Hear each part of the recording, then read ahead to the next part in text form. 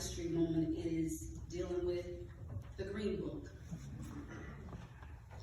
In 1936, an African-American mailman from New York City named Victor Hugo Green created the Negro Motorist Green Book, better known as the Green Book. The Green Book was originated and published from 1936 to 1966 during the era of Jim Crow laws. Jim Crow laws, when open and often legally prescribed discrimination against African Americans especially, and non-whites at drinking fountains, public transportation, restrooms, restaurants, and many other public places.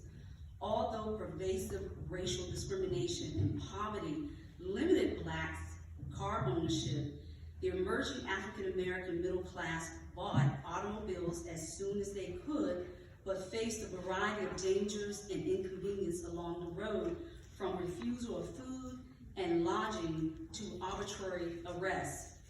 In response, Green wrote his guide, expanding their coverage from the New York area to much of North America.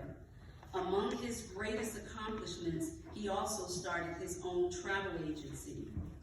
Many Black Americans took to driving in part to avoid segregation on public transportation and to be free of discomfort and discrimination, segregation, and insult. While automobiles made it much easier for Black Americans to be independently mobile, traveling was still much of a challenge and dangerous for African Americans. Many of the Black travelers had to often carry buckets or portable toilets in the trunks because they were usually barred from bathrooms and rest areas in service stations and roadside stops. Travelers would often pack food and sleep in their cars along the roadside or in safe areas. Black Americans employed such as athletes, entertainers, and salesmen also traveled frequently for work purposes and were subject to these conditions. Some of the artists, such as Tina Turner, Temptation, Stevie Wonder, Mahalia Jackson, and many more, left a good job in the city, working for the man every night and day. I was never lost for a minute of sleeping, worried about the way things might be. I've got sunshine on a cloudy day. When it's cold outside,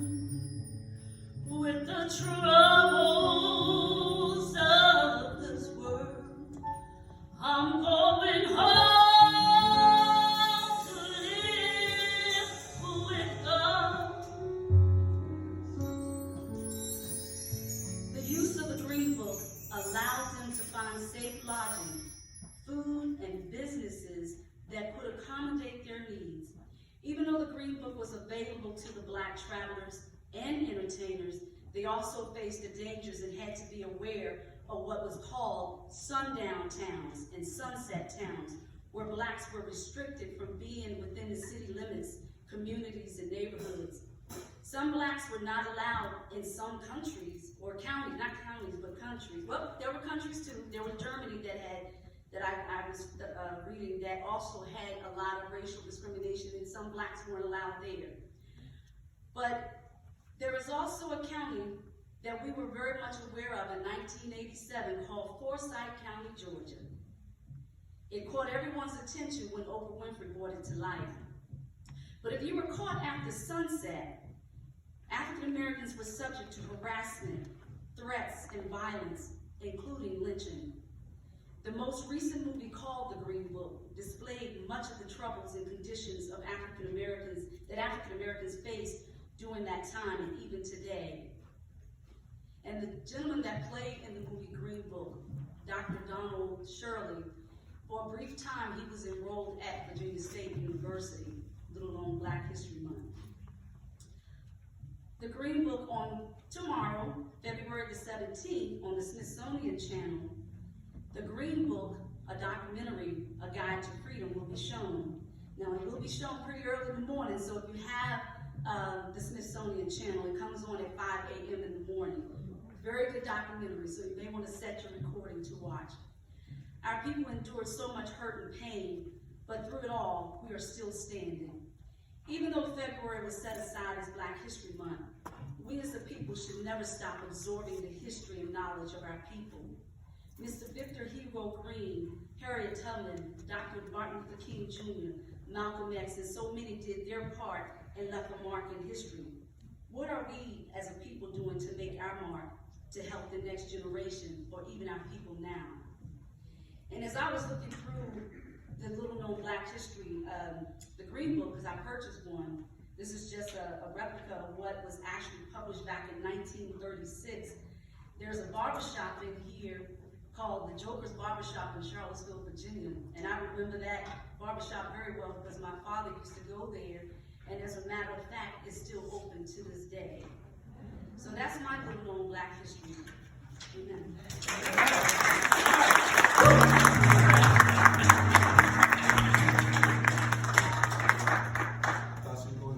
Go ahead and do the deal.